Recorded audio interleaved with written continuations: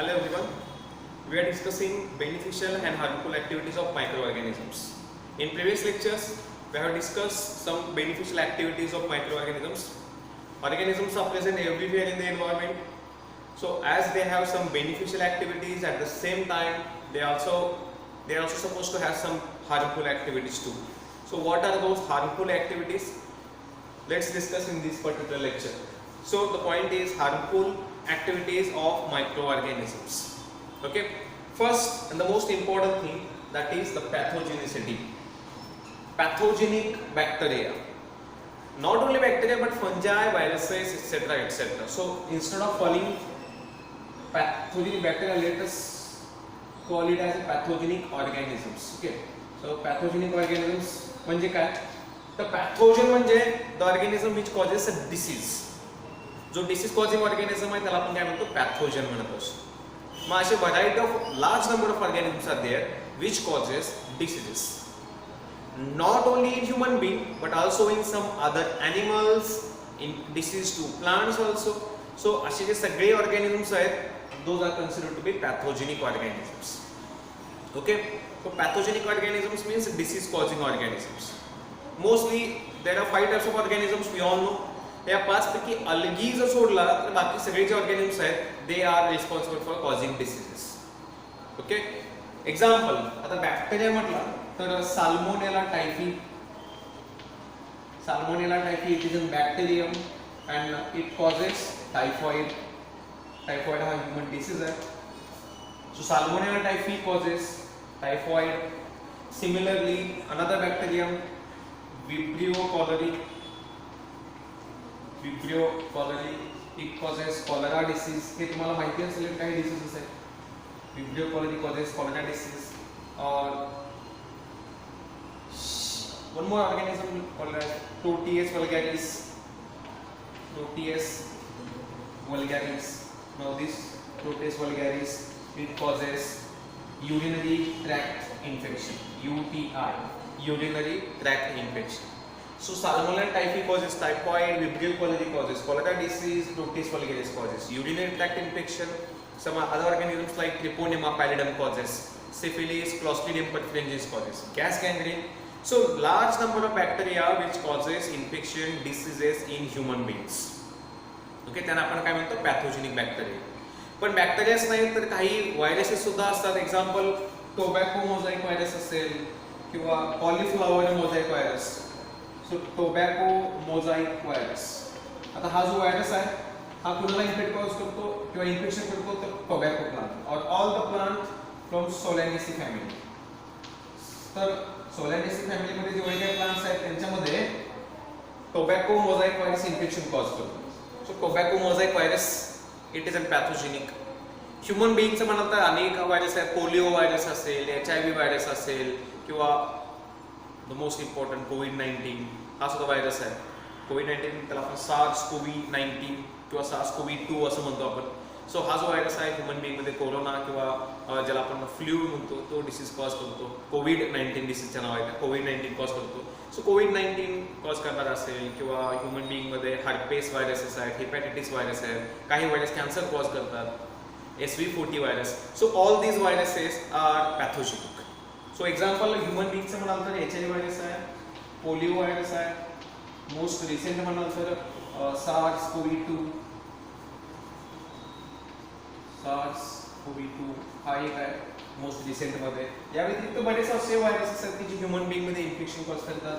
Hepatitis किंवा herpes virus आहे. Herpes virus is associated with cancer.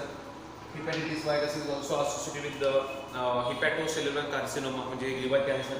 So viruses are also responsible for causing diseases in human being as well as in plants as well as in animals too. म्हणजेच हे सगळे pathogenic organisms. Protozoa सुद्धा आहे. Example प्रोटोझोआचं example सांगायचं झालं तर plasmodium falciparum की जो मलेरिया कॉज करतो. So Plasmodium falciparum which causes malaria. It is a protozoa. Okay, malaria parasite. It is a parasitic organism. So this Plasmodium falciparum, a protozoa which causes malaria. Sorry.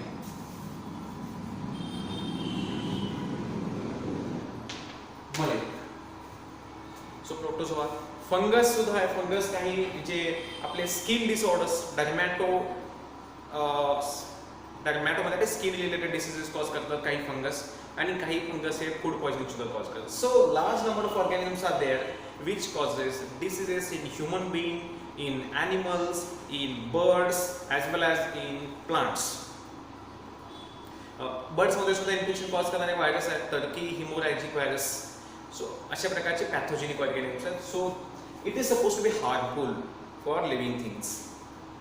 आणि harmful म्हणण्यापेक्षा एक important role असा आहे की they maintains the population. More importantly, such pathogenic organisms, they are responsible for maintaining the stability in the environment. Okay.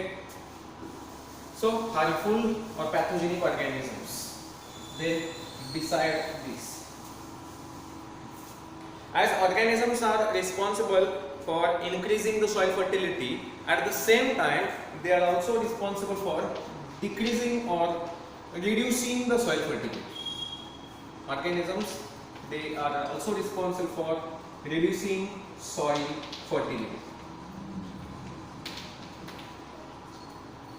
Okay, so organisms, as they have some beneficial activities in increasing soil fertility. काही organisms असे आहेत की जे soil मध्ये nutrient जो content आहे ते reduce करण्यासाठी रिस्पॉन्सिबल असतं, आणि जेव्हा न्यूट्रिएंट कंटेंट रिड्यूस होतो तेव्हा त्याची फर्टिलिटी सुद्धा काय होते, रिड्यूस होते. ओके, मग एक्झॅक्टली काय करतात, तर एक एक्झाम्पल घेऊ आपण. नायट्रोजन ॲटमॉस्फिअरमध्ये प्रेझेंट असतो. 78% नायट्रोजन ॲटमॉस्फिअरमध्ये. मग काही बॅक्टेरिया काय करतात सॉइलमध्ये, त्या नायट्रोजनचं रिडक्शन करतात कशामध्ये, अमोनियामध्ये. याला आपण काय म्हणतो, nitrogen fixation. Okay, so nitrogen fixation करून काही बॅक्टेरिया ॲटमॉस्फिअरमध्ये नायट्रोजन आहे त्याचं रिडक्शन करून अमोनिया फॉर्म करतात. मग हे अमोनिया आहे त्याचा ऑक्सिडेशन म्हणून नायट्रेट फॉर्म होतो. नायट्रेट कोणामध्ये जातो, मग प्लांटमध्ये अपटेक केला जातो, आणि मग प्लांटमधून ते मग ऑर्गॅनिक सबस्टन्सेस आहेत ते फूड चेनमध्ये एंटर होतात, आणि फायनली डिकम्पोजिशन होऊन तो नायट्रोजन ॲटमॉस्फिअरमध्ये रिलीज होतो. हे सगळं आपण ऑलरेडी एलिमेंटल सायकलमध्ये त्याचा बेनिफिट बघितला आहे. तर नायट्रोजन फिक्सेशन करून अमोनिया फॉर्म करतात. But there are again 2 types of bacteria. Okay, की जे काय करतात, अमोनिया जो प्रोड्यूस झाला या अमोनियापासून नायट्रोजन एकतर ॲटमॉस्फिअरमध्ये पुन्हा रिलीज करतील, किंवा स्वतःमध्ये त्या नायट्रोजनचं काय करतात ते ॲसिमिलेशन करून ठेवतात. सो नायट्रोजन ॲसिमिलेशन 2 प्रकारचं असू शकतं, किंवा नायट्रोजन जे कन्झम्पशन असं 2 प्रकारचे असू शकतं, ॲसिमिलेटरी अँड डिसिमिलेटरी. मग बॅक्टेरिया काय करतात बघा, काही बॅक्टेरिया या अमोनियापासून अमिनो ॲसिड्स, प्रोटीन्स फॉर्म करतात. Okay, bacteria which is growing in the soil, ते काय करतात, तर हा जो अमोनिया आहे त्या अमोनिया यूज करतात, त्या अमोनियापासून अमिनो ॲसिड प्रोड्यूस करतात, अमिनो ॲसिडपासून प्रोटीन्स प्रोड्यूस करतात. सिमिलरली या अमोनियापासून ते न्यूक्लियोटाइड्स, न्यूक्लियोसाइड सुद्धा सिंथेसाइज करतात. म्हणजे काय करतात, तर सॉइलमध्ये जो नायट्रोजन आहे तो इंजेस्ट किंवा अपटेक करून त्यांना लॉक करून ठेवतात in the form of nitrogenous substances. त्यामुळे सॉइलमध्ये नायट्रोजन कंटेंट काय थोडा रिड्यूस होतो. ॲट द सेम टाइम काही बॅक्टेरिया काय करतात, तर या अमोनियाचं ऑक्सिडेशन करतात, ज्याला आपण डिसेम्युलेटरी म्हणतो. ऑक्सिडेशन करून मग काय होणार, अमोनिया पहिल्यांदा nitrate, then nitrite, nitrous oxide, and finally the nitrogen is released in the atmosphere. Dissimulated म्हणजे पुन्हा तो नायट्रोजन आहे जो अमोनिया फॉर्म मध्ये आहे तो पुन्हा ॲटमॉस्फिअर मध्ये डिसिम्युलेट किंवा रिलीज केला जातो. So in this way ammonia is oxidised sequentially to nitrogen and finally nitrogen is release in the atmosphere. So overall दोन्ही कंडिशन मध्ये बघा तुम्हाला हे बघायला मिळेल की जो नायट्रोजन सॉइल मध्ये काही बॅक्टेरियाने फिक्स केला होता त्याच्यापासून अमोनिया प्रोड्यूस केला होता. काही बॅक्टेरियाने काय केलं किंवा ऑर्गॅनिझम्सनी त्या अमोनियापासून नायट्रोजनस सबस्टन्सेस सिंथेसाइज केले, त्यामुळे सॉइलमधला नायट्रोजन कंटेंट रिड्यूस झाला. काही बॅक्टेरियाने तो अमोनियाचं ऑक्सिडेशन करून नायट्रोजन ॲटमॉस्फिअरमध्ये रिलीज केला. त्यामुळे एकूण जो नायट्रोजन कंटेंट आहे सॉइलमधला तो रिड्यूस होतो, which constitutes to reducing the soil fertility. Okay, similarly organisms बाकीचे एलिमेंट्स सुद्धा आहेत ते अशा पद्धतीने लॉक करून ठेवतात किंवा आपण त्याला काय म्हणतो सेलमध्ये इमोबिलाइज करून ठेवतात. आणि अशा वेळी ते जे एलिमेंट्स आहेत nitrogen, carbon, sulphur, phosphorus, they becomes unavailable in the soil and as a result the fertility of soil is found to be reduced. Okay, Then organisms, that is harmful activity of organisms, most important thing, they are involved in the spoilage of food. Spoilage of food. Okay. So as I already mentioned, bacteria or microorganisms, they are found everywhere. They are found in the human skin, human body, they are found in the air, in the water. So जेव्हा आपण एखादा food prepare केला असेल तर त्या food मध्ये organisms they may get an entry from different routes. मग जे फूड प्रिपेअर केलेलं आहे ते कंटॅमिनेटेड वॉटर पासून प्रिपेअर केलेलं असेल किंवा त्या तिथल्या ॲटमॉस्फिअर मधल्या एअर मधले ऑर्गॅनिझम्स फूड मध्ये एंटर होतात किंवा डायरेक्टली और इनडायरेक्टली डिफरंट रूट्सनी ऑर्गॅनिझम फूड मध्ये एंटर होतात. आणि फूड मध्ये एंटर झाल्यानंतर they changes the quality of food with respect to taste, odour, flavour, texture.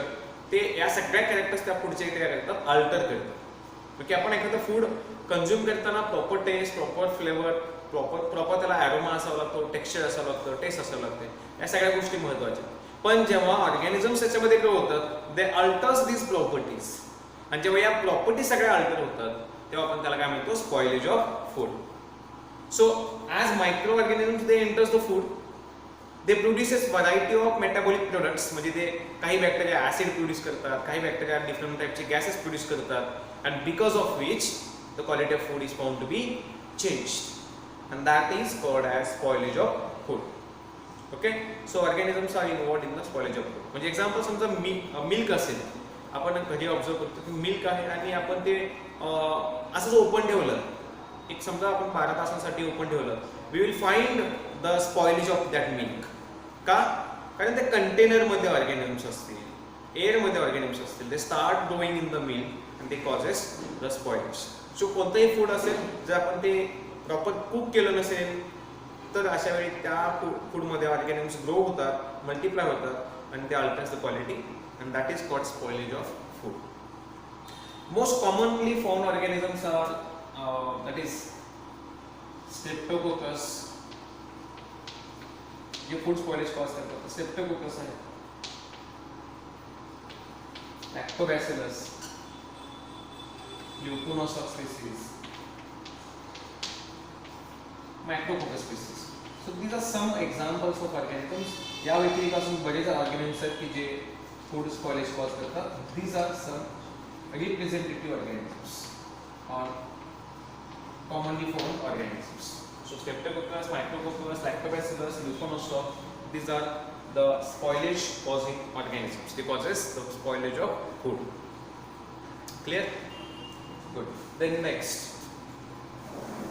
Similarly, organisms, they are also involved in pollution of water. So like they spoil the food, they can also spoil the water. Means pollution of water. Pollution of water. आता pollution of water म्हणताना आपण normally pollution industrial किंवा जे vehicles मधून होतं अशा प्रकारचं pollution नाही, हे biological pollution. Pollution of water म्हणजे काय, तर जे पोर्टेबल वॉटर आहे, ड्रिंकिंग पर्पजसाठी जे आपण वॉटर यूज करतो, समजा अशा वॉटरमध्ये organisms they if they start growing the water, कारण वॉटरमध्ये पुन्हा सगळीकडचे ऑर्गॅनिक मॅटर प्रेझेंट असू शकतं, सॉइलमधले किंवा डेड ऑर्गॅनिक मॅटर असू शकतं. त्यामुळे बॅक्टेरिया आणि other organisms they are found in the water also.